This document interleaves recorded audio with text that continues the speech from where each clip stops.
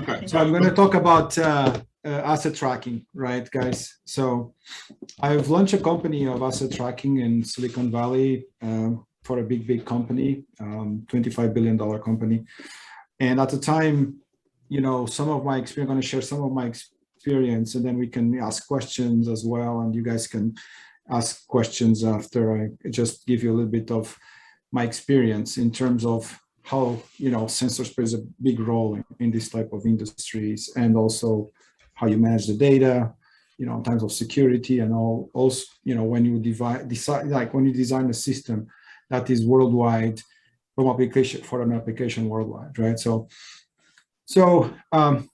when I started in asset tracking, designing the system, so of course, one of the things is size of the device, of course, and size of the sensors and that you want to design. And that comes really fast at you, right? Especially, you know, cost. The cost is very important as well, right? So when you design, specifically, if you think about a pallet, for example, right?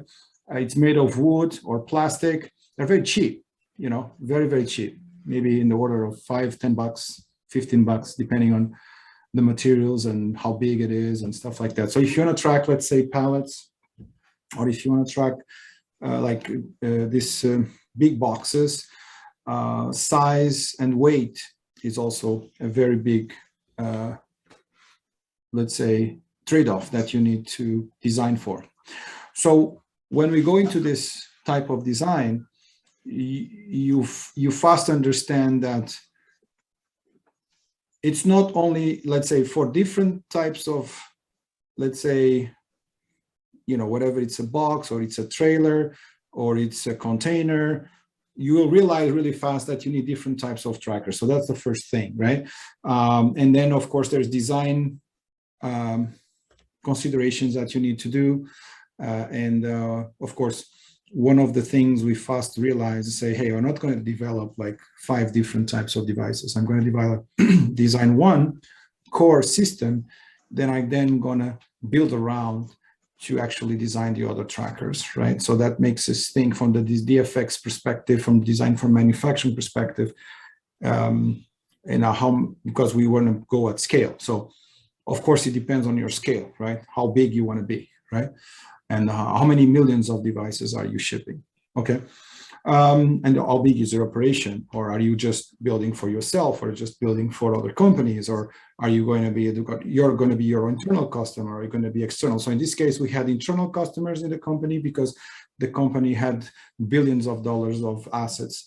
And of course, we had the external customers where we want to provide this visibility of where the equipment's build were in certain time and location and day, right? So when we go into this design, one of the things, you know, like, you know, what's the temperature, you know, what's the pressure, what's the velocity, you know, what's position is in. So you're going to find, and sometimes people think about this type of design, say, oh, I just need the data on the cloud, and the cloud will be, you know, good. I'll get all the data there, and then I'll think about it, what I'm going to do with the data. So as normal people, that's what we did the first time. And then we realized really fast that's not what we want to do, right?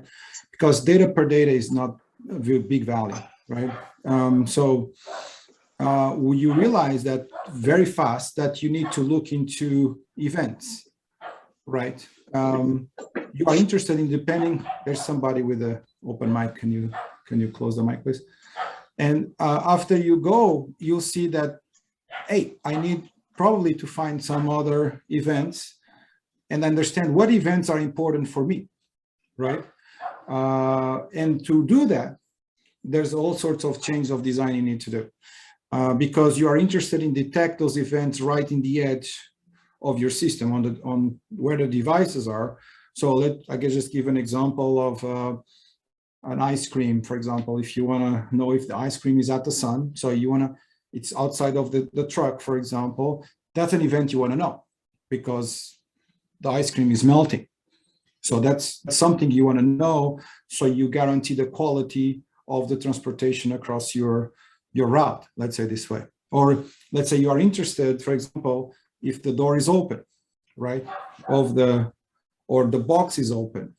So you need to define that as you go and define this in the system and how you're going to approach the detection of these events. And most likely you're going to find something like data fusion. So you will have to have some kind of data fusion of the sensors you're using. So the sensor choice are really critical on this aspect, especially when you are dealing with cargo. I mean, if the cargo is not, temperature sensitive, you have an easier life. If the cargo is temperature sensitive, then all sorts of issues start. Because I want to measure, let's say, if it's frozen fish, or if it's fruits, or if it's, different types of cargoes, where I'm going to measure the temperature. Normally the sensor could be inside of the device, it could be at the surface of the device, it could have a probe. How are we going to design for this? Because really depends, this is where it gets tricky, right? It really depends on how you are going to sense the temperature. I'm interested to sense the temperature inside the box, inside the truck itself. I'm interested in humidity, where I'm going to measure humidity. So all these things are very different from industry to industry, or let's say material that you're transporting, or whatever you are tracking, because tracking can be applied to pretty much everything, right? And at the same time, it depends if you're on the plane. There's some other regulations that kick in. For example, I don't know if you know, but I mean, probably when you enter in the plane, you remember that the guys will ask you to turn off your phone. So according to international regulations, if you go to a plane, you have to turn off your tracker, especially on the takeoff phase, right? And then after you take off, should be fine, right? So at the takeoff, you need to turn off your radio, your cellular radio, for example. And then when you're landing, then you can turn on it again. But in the meantime, nothing stops me to have the GPS on, because it's just a receiver, right? And at that time, I can even track my route while in the air. It's pretty cool. I did that before, so you can see the whole route of the plane. So that's a cool thing. Also, how you detect these events of takeoff and landing, right? So how are you going to do that? It's not only enough, to know the temperature, or to know, because sometimes you are inside of the plane already and you lose GPS position, then you don't know what the speed of the plane is. And then, all this starts to come into play. So you really need, for these type of applications, you really need to be focused on what type of information do I need to detect the events I want to. So I think that's the magic of this industry, especially, and this is the most hard design for IoT, I believe, that exists. And the reason is you need a device that needs to survive for several months. It has two very big power drainers, that is the cellular modem and also the GPS chip, and plus the microcontroller that could be an M4 or depending, and all the sensors, right? But the sensors in general today are very, very efficient in terms of power consumption, but you still have to have a power management software to actually manage when to wake up, when to go to sleep, when to go to, low power mode, when you can go to high power, and when you go to high sampling rate. And so you have to define how you want to define your sensors operation. So power management also plays a big role. So this device cannot be plugged in the wall, cannot be charged while it's going in the ship, in the train, in the airplane, in the truck. So there's big challenges there. So how you keep the device alive for a long time. So, and of course, all of this, then you have to prepare for your data collection in a way that you are collecting events, and then you have to also be smart in terms, if your operation is really big, how you tag your data. And then, because you're going to have a massive amount of data in your cloud, how you keep, the performance without latency of your application. in the cloud, for example, right? So what type of information do you want to provide to your customers, or what type of information do you want to have yourself internally? What are the different roles and the different access levels to the info? Because all this gets really, let's say, this is private information. Sometimes it's the client's information. So who has access to that data, right? What's the policy that how are we gonna tag those data? So when the guy goes inside of the portal of his company, he wants to collect his own data, make sure that he's not also seeing other customers' data. If you happen to have a multi-tenant cloud, that you have different customers operating in the same environment, right? So I would say those are some topics that you should pay attention to. Another topic is, of course, connectivity, right? So many people talk about IoT a lot of times and a lot of IoT applications, and you talk about the sensors trade-offs and, you know, data fusion, but also I think it's very important to have a very good strategy, especially if you are using cellular technology for applications, worldwide applications. One of the things that you will learn, if you have done this before, but if you've not, you will learn that cellular networks of the big players, the big telcos, are not ready for IoT. Give an example. Let's say if you go from Netherlands to Belgium, and you come out from a Dutch network to a Belgian network, he will ask you a question on your phone. Oh, do you want to switch networks? Appears on your screen, because now you're in a different they're in a different country. If you have an IoT device connected to the same network, he will ask you the same question. And then suddenly, once you go from one country to another, you lost connectivity because it doesn't connect to the Belgian network, because it's waiting for you to touch the screen. So all these type of things happen in the field. So one of the ways so basically you rapidly understand that you don't have the control of your network, and the big players will not give you access to anything that happens in the network. So a way around this is basically you build your own virtual network operator, right? So you can build your own, what we call an MVNO, a mobile virtual network operator, where you have your own profile, where you can have your own SIM card, and then you can operate around the world with your own network policies. You can discuss this with your supplier, that it's called a mobile virtual network enabler, for those who don't know, MVNE. And the MVNE will provide you what the policies are. You can have access to the information net. You can have a private APN. You can have, you know, a VPN. You can have all sorts of different then policies of security, of data throughput, you know, your own data pool. You can manage your costs, all sorts of things you can do, right? So this is a big thing, especially for worldwide operations. For example, if you have like a sensing operation, right, where you just like electrical energy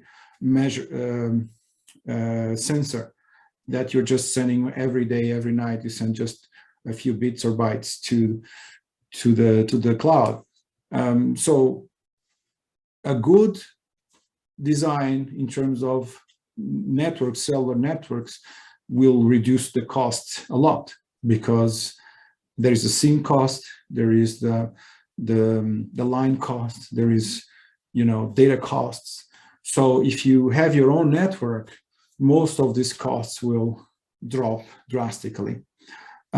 So I would say that's also an important point that you definitely want to look like. I just want to advise you, contracts with big telcos are a pain. It will take you like 6 months minimum to draft a contract. You need expert lawyers to do this sort of things.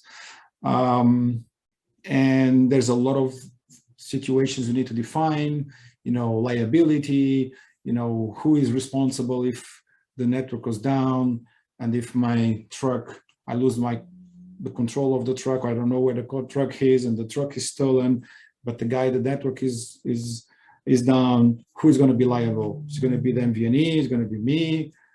So all these, then it starts the legal stuff kicking in, right? And so let's say you are transporting a perishable good from one place to another.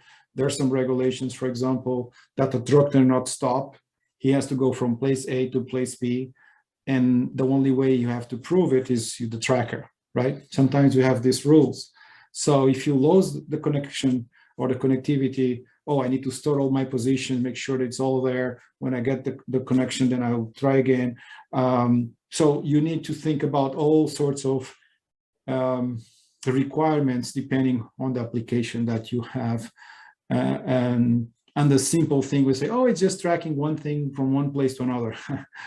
That's the easy way to put it, because there's so much that goes on it and goes underneath these designs, and from legal, from engineering, from connectivity, from software design, even AI. So one of the products we developed, we had AI on the edge to define all those events, and so we save a lot of data in the cloud. So we don't push too much data to the cloud to save also cloud costs and cloud management costs and storage costs. And so it's a very interesting challenge. I think is the most complex IoT challenge that you can find because of the reasons already mentioned.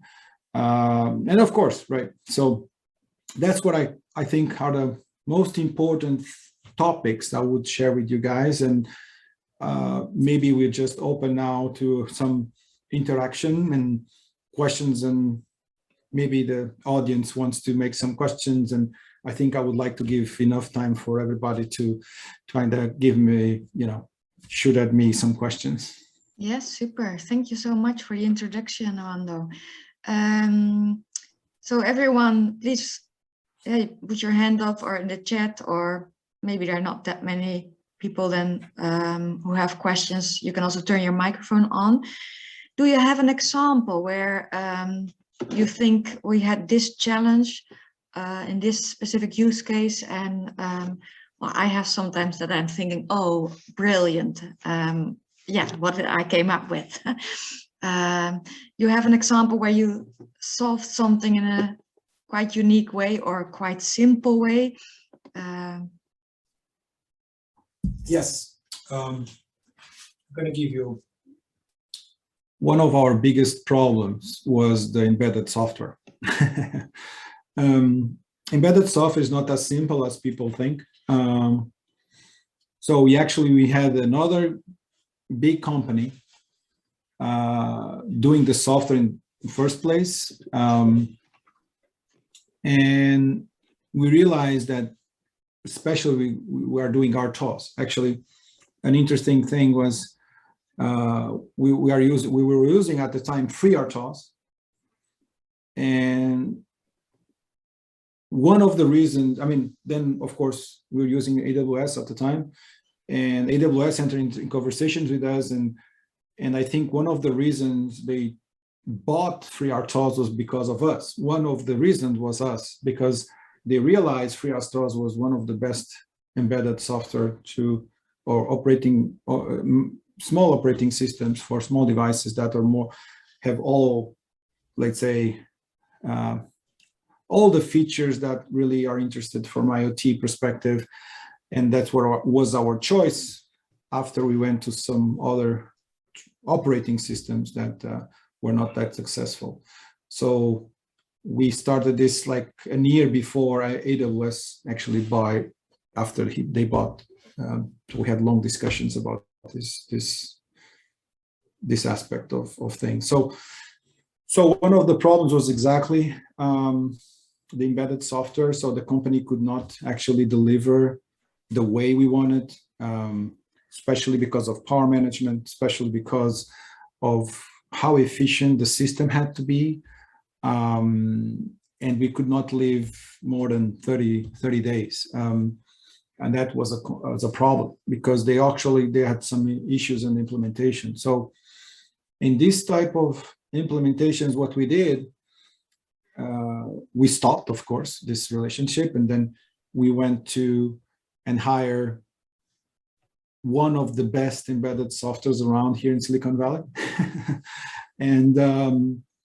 And then we could talk about AI. Then we can talk about AI on the edge. Then we could talk about power management. So he had so many experience in mobile phones and mobile devices that we start using FreeRTOS, and then we could start, customizing FreeRTOS, developing our own modules.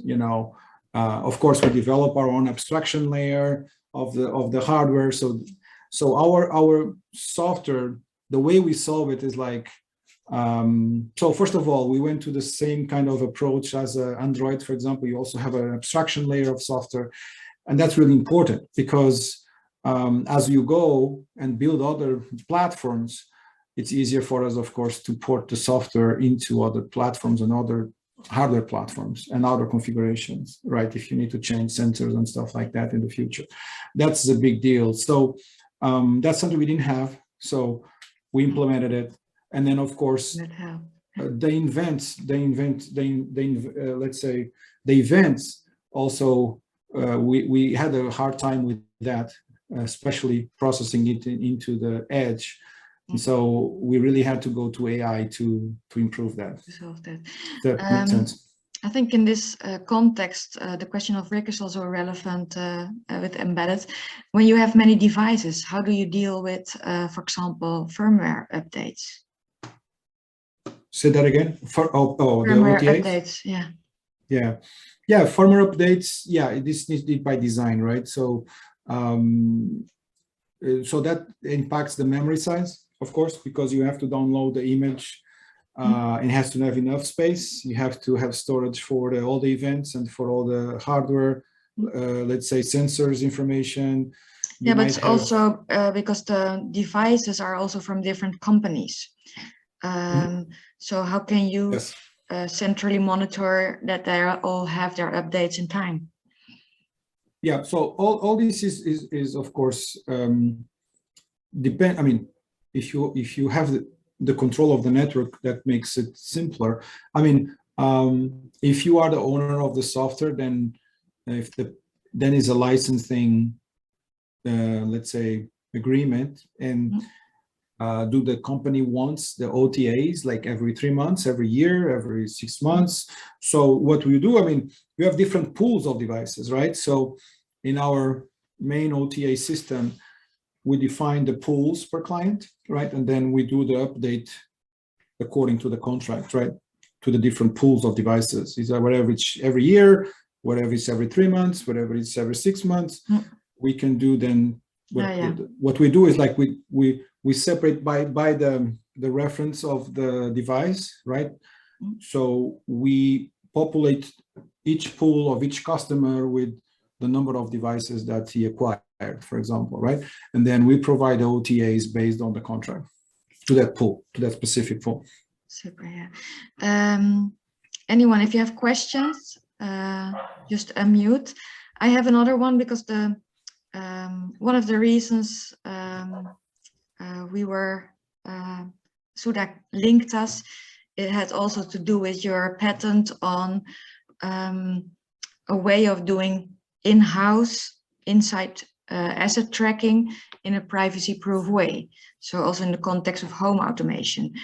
Can you elaborate on that, how that is working? Is it also implemented in Amazon products?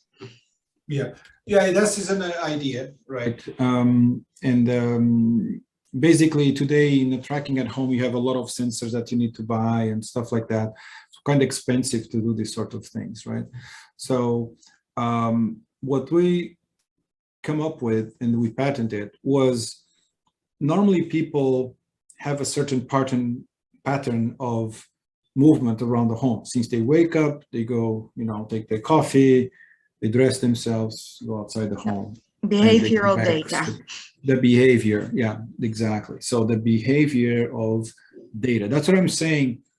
Most, data is available once you have the ability to collect it, right? But data per data, it's not a big deal. The big deal is for you to come up with, with your creativity and get some patterns how you can discern patterns on your data.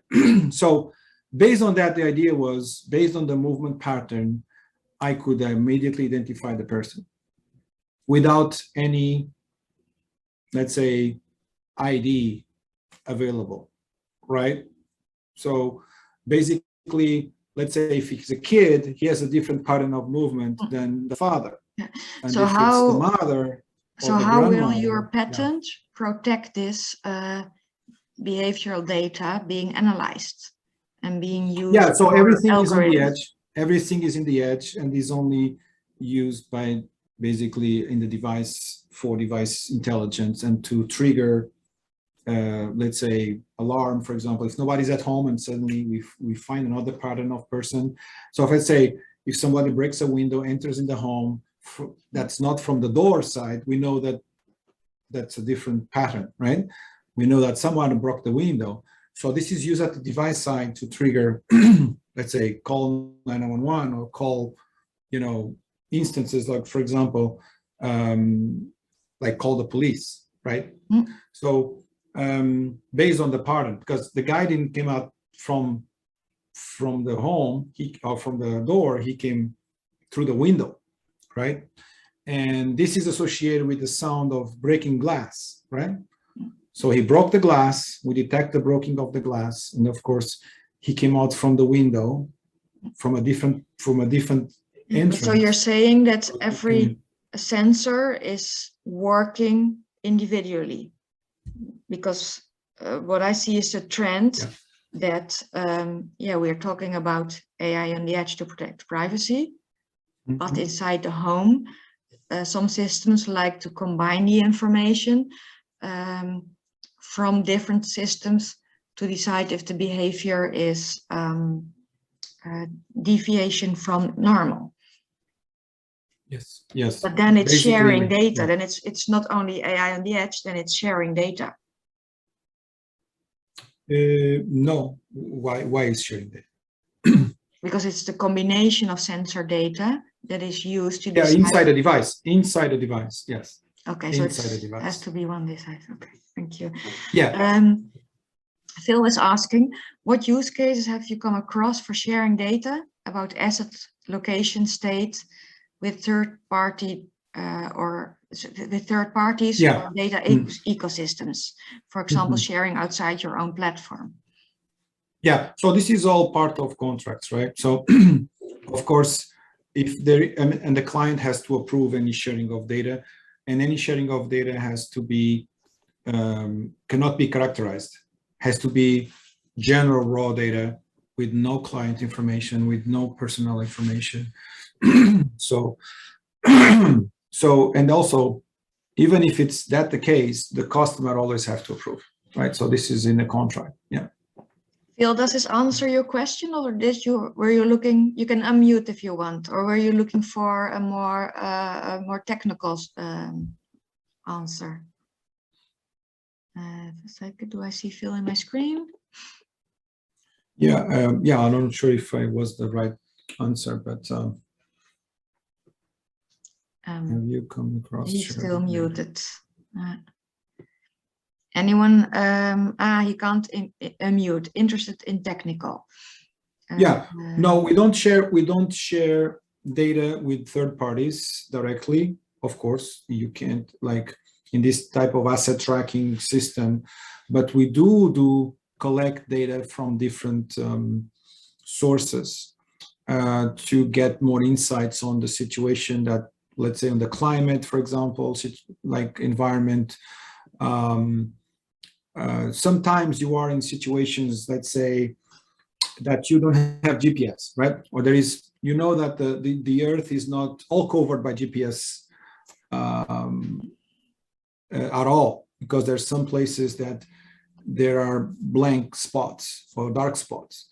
And so when that happens, how do you geolocate, right? So there are services out there that you can use that you can get your position with a certain degree of precision that you can, of course, in a certain, let's say, triangle or in a certain circle, that the truck or the car or whatever you are tracking, it's in that area or that 100, 200, 300 meters radius around that circle. So that's something that we're going to collect more data outside, but we never send data outside. Yeah. If that makes sense. Thank you. Yeah. Because the data, the principle is this: the data is not. I mean, if you're providing a service, the data is not yours, right? Yeah. The data is of the client.